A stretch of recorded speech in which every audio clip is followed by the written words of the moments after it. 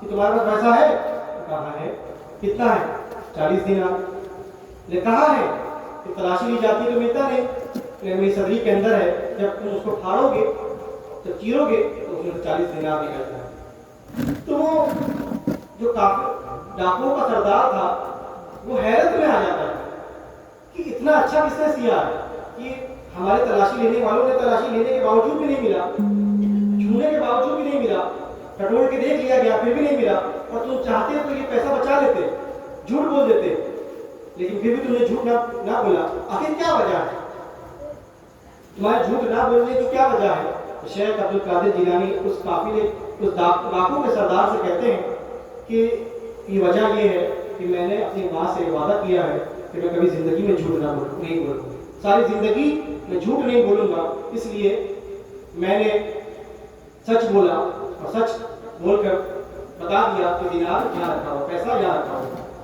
تو وہ پریشان ہو جاتا ہے اور زاروں قطار ہونے لگتا ہے کہ اس کو اپنی زندگی کا مقصد سمجھ میں آیا تھا تو وہ ڈاکو تھا، لیکن شیخ عبد القادر جیلانی کا یہ رویہ دیکھ کر، ان کی صداقت دیکھ کر، ان کی سچائی کو دیکھ کر اس ڈاکو کو اپنا مقصد، زندگی کا مقصد سمجھ میں آ جاتا ہے، اور وہ زاروں قطار ہو کر شیخ عبد القادر جیلانی پر ایمان لاتا ہے اور یہ کہتا ہے کہ میں بھی ساری زندگی سچ بولوں گا، اسلام پر قائم رہوں گا، اور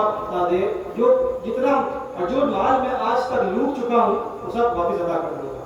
تو جب قافلے کے ڈاکو کے سردار نے اسلام اپنا لیا، تو جب اس کے ساتھ میں جو ساتھی تھے نا، ڈاکو تو اکیلا تھا نہیں، ساتھ میں تقریباً 60 اس کے ساتھی بھی تھے۔ وہ کہتے ہیں کہ جب میرے سردار بھی یہ ڈاکو کا کام چھوڑ دیے ہیں، ڈاکہ ڈالنے کا کام چھوڑ دیے ہیں، تو ہم بھی جس طرح پہلے میرے سردار تھے آج بھی میرے سردار رہیں گے۔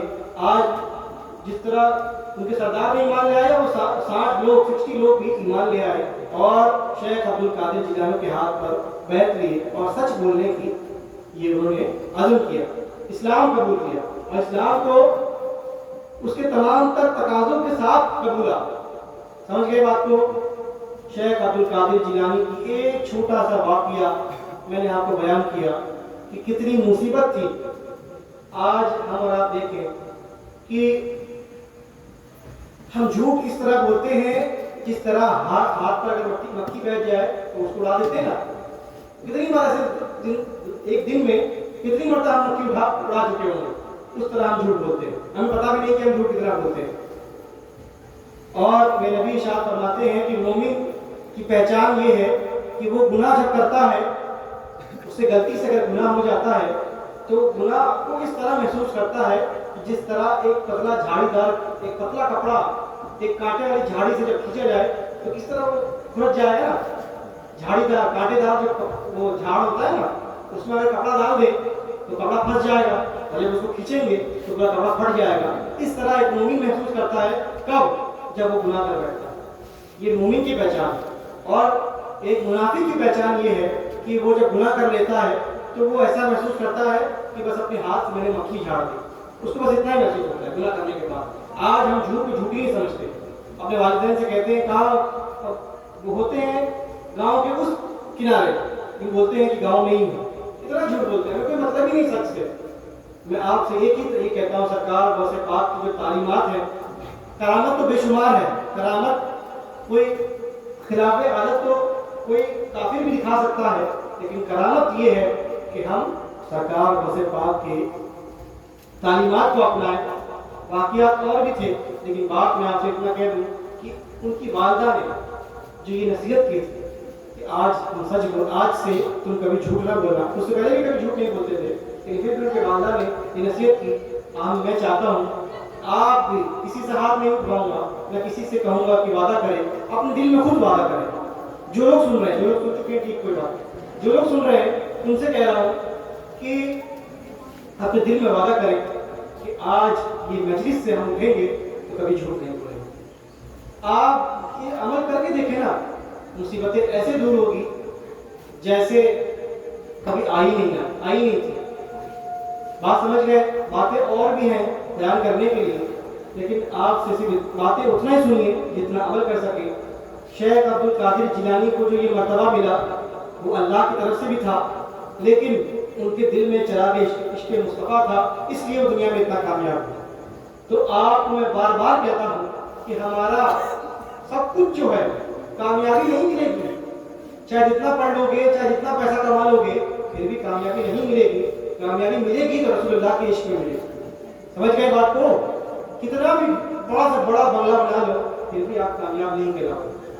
دنیا کی نظر میں تو کامیاب ہو جاؤ گے، آئی C S P C S جو مرتبے ہوتے ہیں سب بن جاؤ، لیکن پھر بھی کامیاب نہیں ہوگے۔ کامیاب اس وقت ہوگے جب آپ کا عشق رسول اللہ سے کامل ہو جائے۔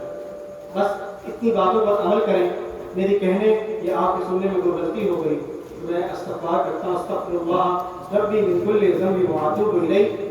اور ایک بات اور کہہ دوں، عرض کر دوں کہ عملی زندگی میں اپنے آپ کو لے کے آئیں۔ ہم صرف تھیوری میں ہیں، زبان سے صرف ہم عمل کرتے ہیں، ہم زندگی میں کوئی ایسا عمل نہیں کرتے جس طرح ہم زبان سے کہتے ہیں۔ رسول اللہ کا دامن نہیں چھوڑیں گے، غوث پاک کا دامن نہیں چھوڑیں گے، خواجہ علی نواز کا دامن نہیں چھوڑیں گے۔ دامن پکڑنے کا مطلب ہی یہی ہے کہ ہم ان کی تعلیمات کو اپنائیں عملی زندگی میں، صرف تھیوری، صرف زبان سے کہنے میں نہیں۔ زبان سے کہنا آسان ہے، عمل کرنا مشکل ہے، اور جو عمل کر لے وہ کامیاب ہے۔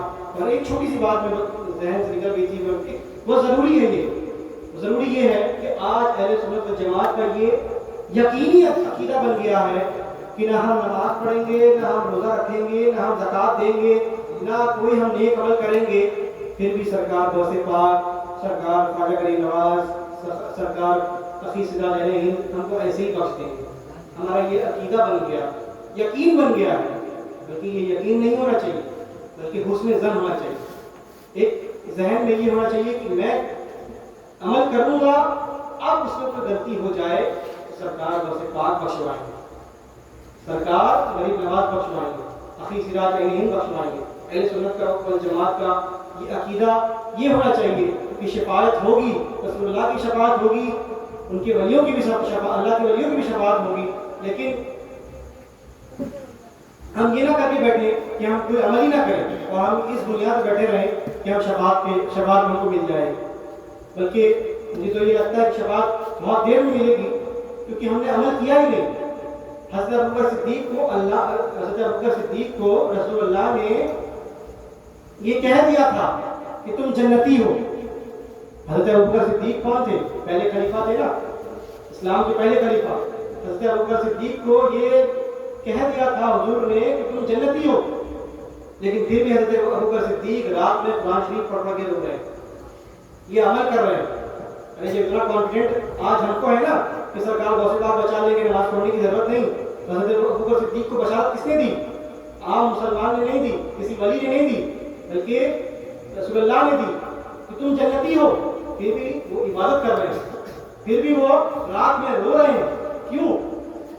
وہ جانتے تھے کہ چاہے رسول اللہ نے بشارت دے بھی دی ہو، لیکن مجھ پر یہ عمل پھر بھی فرض ہے، ہم پر نماز پڑھنا فرض ہے، روزہ رکھنا فرض ہے، تو صاحب نصاب اور زکوٰۃ دینا فرض ہے۔ عملی زندگی کو جب اپنا لیں گے تو صاحب آخری بات میری جو اتنی دیر تک میں آپ سے بیان کیا اس کا نچوڑ یہ ہے، اس کا رس جب نکالیں گے اس کا نچوڑ یہ ہے کہ جو شخص رسول اللہ کے عشق کو، کامل عشق کو اپنے دل میں بسا لے گا وہ اس دنیا میں بھی کامیاب ہو جائے گا اور آخرت میں بھی کامیاب ہو جائے گا۔ نور آنکھوں میں تو چہروں پہ اجالے ہوں گے، مصطفیٰ والوں کے انداز نرالے ہوں گے، دنیا میں بھی ان کے دم سے مقدر چمکے گا اور محشر میں بھی ان کی رحمت کے حوالے ہوں گے۔ آخر دعوانا الحمدللہ رب العالمین، صلاۃ والسلام علیہ وسلم۔